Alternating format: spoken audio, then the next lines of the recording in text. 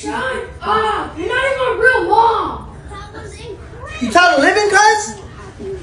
What you said? It's Brandon. Shut up! You never stop talking! I want to girl like that. No, Mom, she will just shut up. What'd you say?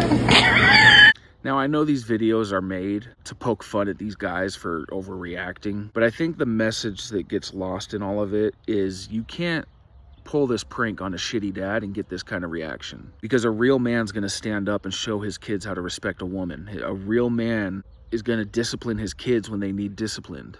If you try this prank on your dad or your husband and he doesn't react this way, that's just another woman in the house, in my opinion. See, a lot of people get shamed for Alpha male. but the minute we started shaming people for being an alpha male, society started to kind of go to shit.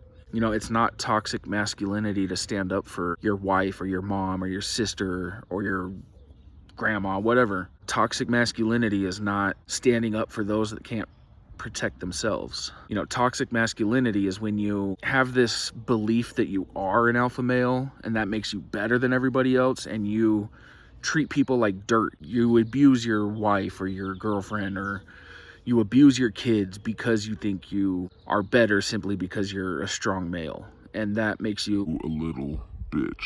real men show up for their kids, and showing up at times requires you to be a disciplinarian, and we've lost that.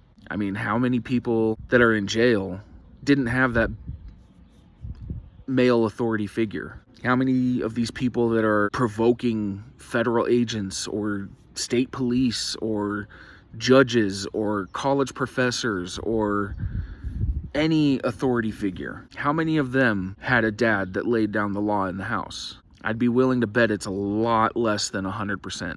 And being a strong male authoritarian, or whatever you want to call it, figure in your house doesn't require you to be a bad man. It's correcting behavior the first time you see something wrong, explaining why it's wrong, and explaining consequences if it happens again. It's not fun. I don't enjoy disciplining my kids. Lucky for me, I have amazing kids, and I can't remember the last time I had to discipline one of them. But that's because I set the foundation early on. I let them know that they're not gonna disrespect whoever's in charge at the house, whether that's their grandma, their aunt, me, whatever. You know, I don't have to worry about my kids going to school and getting a call that they're being rude or disrespectful to the teachers or the principals or whatever. I think we need to bring back strong alpha male presence in homes and in schools and in law enforcement, because one of the reasons I behave the way I behave and I treat people the way I treat them is because it was instilled in me from a young age that you treat others the way you want to be treated.